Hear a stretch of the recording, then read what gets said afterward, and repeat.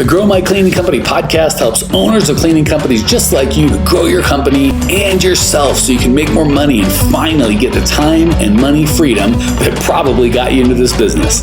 Discover how to automate and create systems that allow you to grow like crazy without losing control. If you dig the show and want to show some love, subscribe, rate, and review on iTunes. It really helps. Enjoy the show. Hey, Clean Nation, Mike Campion here with the lovely, the talented, the non-Canadian Lindsay Bjorklund. Which, did I nail it? Was that perfect? The J sounds like a Y. It's Bjorklund, but you can just call me Lindsay B if that makes your life easier. I think I actually like calling you Lindsay Bjorklund. It's a lot more fun to say. So, is that what your mom says? Yeah, she can't pronounce my married name. Yeah, because it's my married name. But I prefer. And didn't you tell me your maiden name is like Smith or something like super easy to say? It's Wade. W-A-D. Yeah, it's so simple. Done. Like 4 letters, no J's, like no silent Z's, just Wade. And now we're Bjorkling up. And I've got to meet the lovely Lindsay in person, but her husband remains shrouded in mystery. So this Mr. Bjorklund, I am dying to meet and bust chops about his name. But maybe Lindsay knows that would be an abusive situation, and he'd probably punch me and is trying to protect us both. So maybe she's intentionally kept that from happening. All right. So we have the lovely Lindsay B on. She is our client happiness manager, and most good things that happen that aren't specifically coaching or marketing in our business happen because Lindsay makes it happen. And I love having her on because I refer to her in our coaching so many times. Where people are like, how do you do this? How do you do that? I'm like, I don't even know. That would be an Ask Lindsay. And I'm constantly talking about the vibe and the core values and the culture. And I always want her to be like, Mike's full of crap here, or he actually does this, or he does this and I like it, or he does this and it sucks. And then finally, she is one of a couple people on the team where when people are like, how did you hire that person? And it's on Lindsay's team. I'm like, I didn't. Lindsay came to me and said, I need this. And I said, fine. So she's kind of got her criterion in terms of what success looks like for her that are very clear. And it's basically the number of people that join our program that move on to the next program. Because we could ask them, are you super happy? And they might say yes, or they might say no. But if they don't stick with us, that's a good indicator they're not happy.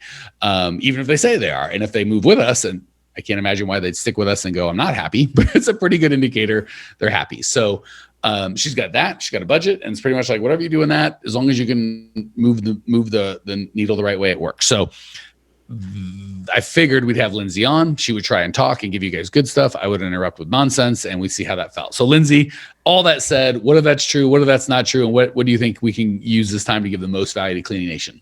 Yeah, well, I think that's mostly true what you just said. So I think we're on the same page. Nothing was new to me.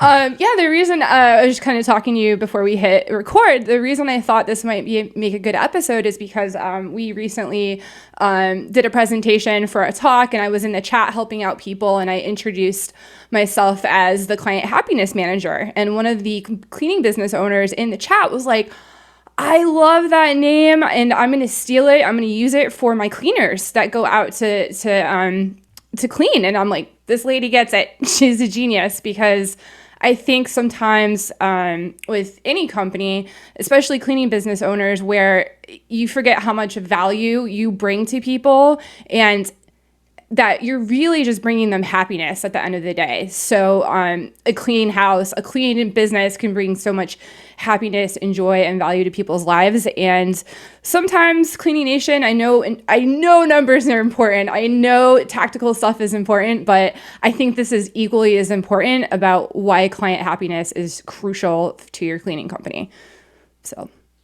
So let me tell you my big pet peeve with cleaning companies, and then we'll talk about how Lindsay's kind of title evolved and then how you can perhaps use that in yours. So my big pet peeve with cleaning companies, I get a lot of when it comes to hiring, not cleaners. So that's always the first thing, which is great, right? First thing, get out of cleaning, make sure that's all. So that's your most important hiring system is your cleaners, because that's going to be something you're going to do all the time.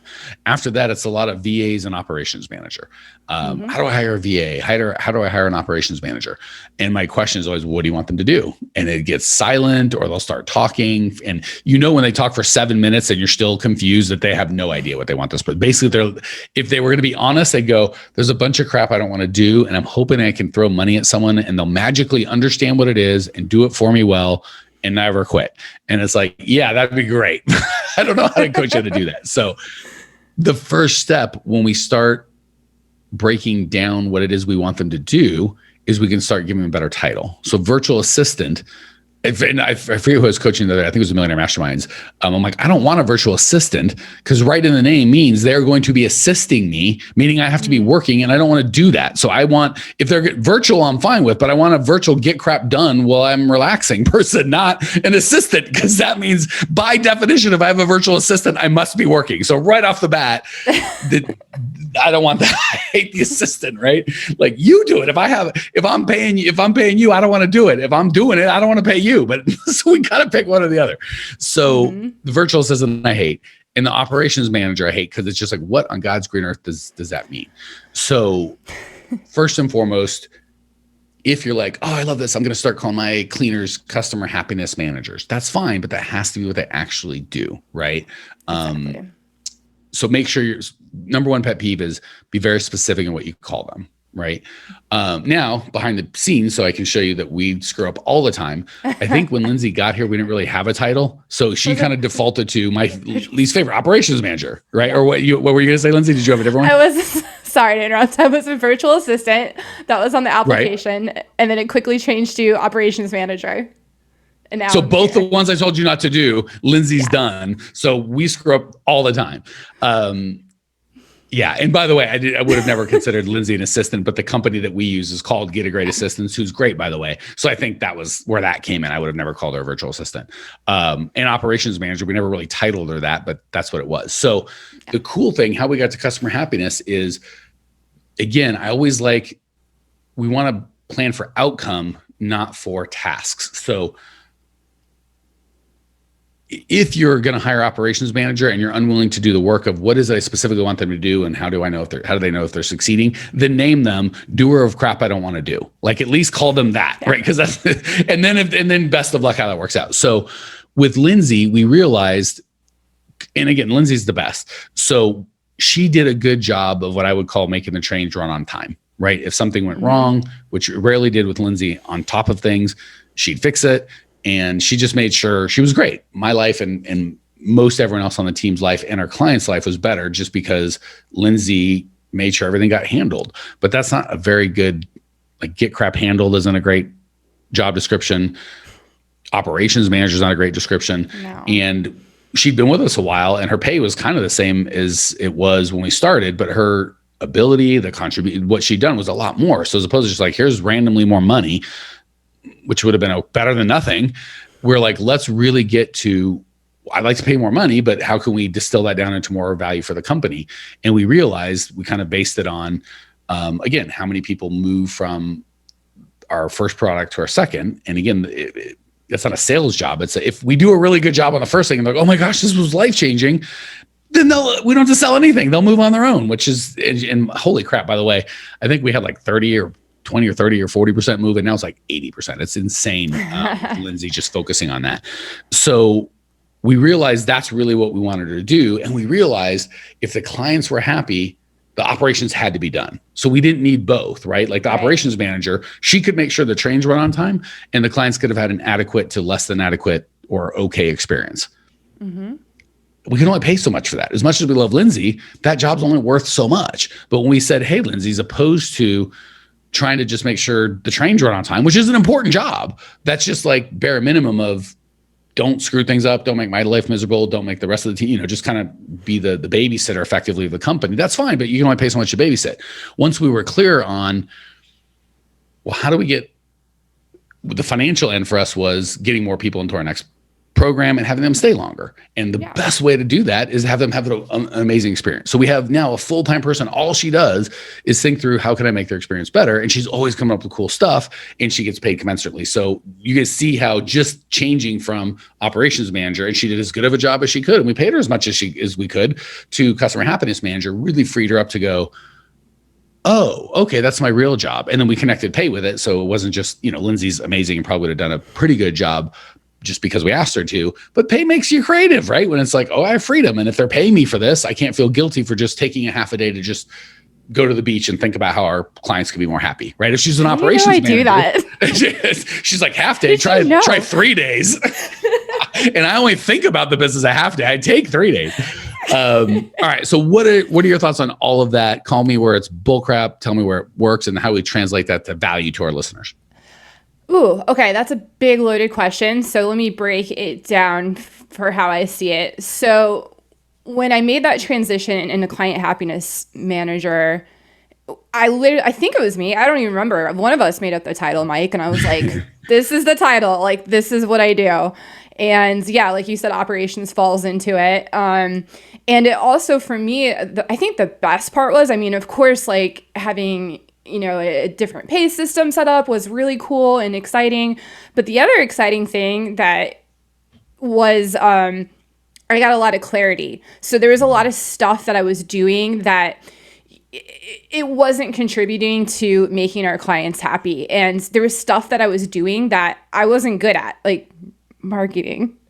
It just wasn't my strength. And we kind of sorted out who on our team could handle what, and it just kind of realigned everything. And I feel like once we got that solidified, I was just let out of the pen. I was like free, roaming on the meadow and thinking of more creative ways to help our customers, and also rely on the team and find strengths in our team at who could help me achieve that, because our roles in the company aligns.